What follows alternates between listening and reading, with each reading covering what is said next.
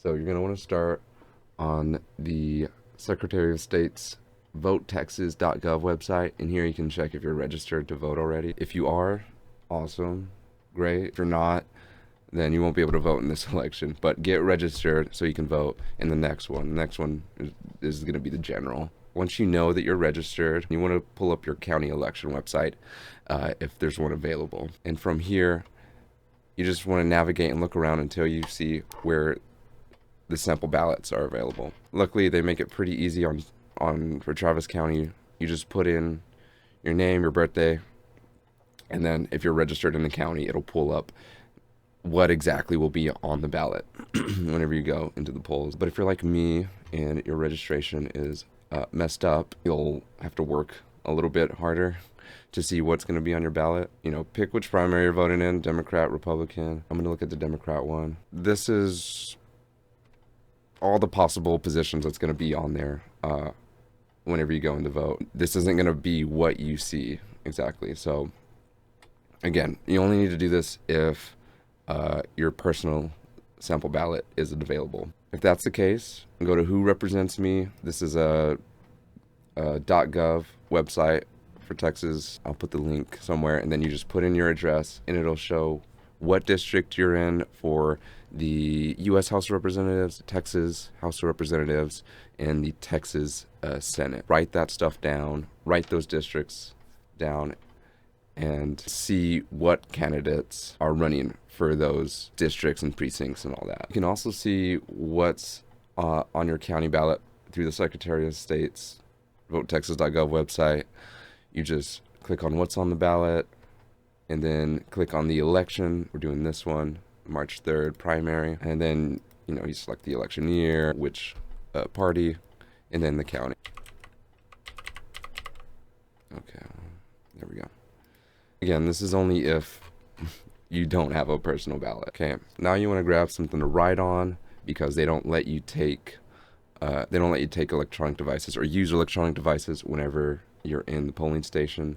So you need something, either a printed out piece of paper or post-it, note card, whatever, to write your picks on. Once you know which candidates are going to be on your ballot, now you want to research. You're going to research first the position, if you don't know what that position does, and then the candidates for that position. For example, you may not know what the Comptroller of Public Accounts does. So just look up what that position does, and that may help you, be informed generally, but also let you know what candidates might be a better fit for that position. Now, once you know the candidates and the positions they're running for, now you can do the research on who you actually want to pick. So there's a couple of places to look when deciding that. One really good research is the League of Women Voters. They put out a pretty extensive voter guide on all the candidates for all the positions, unless they're running unopposed. In fact, they have their own personalized voters guide where you can put in your address and it'll pull up who exactly is going to be on your ballot. Their website needs a little bit of work. You can try to use it, but if you already have your sample ballot through the county, you can just look at their voter guide and go through, and they have this really nice and thorough profile on the candidate and where exactly they stand on, certain positions and their priorities. It's a good condensed thing if you don't want to be searching around, looking through the candidates' websites and their social media pages. However, if you wanted to get a more complete look, the more important races, then I would definitely recommend looking at those as well. So here's an example of one of the races you get from the League of Women Voters website. Their website's here, so you can just open those up, right from here. And this is actually really cool. It shows their finances. You can look at that.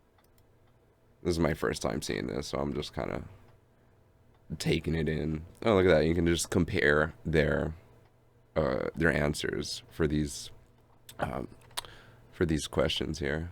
So for this race, it's pretty clear who's gonna win. It's gonna be Kassar. But say there was a contested race and you wanted to make a choice. You wanted to make an informed choice here. I pulled up their website, and so you can look and you can see what they prioritize. So you go to issues and you can see what their stances are on a whole bunch of different issues.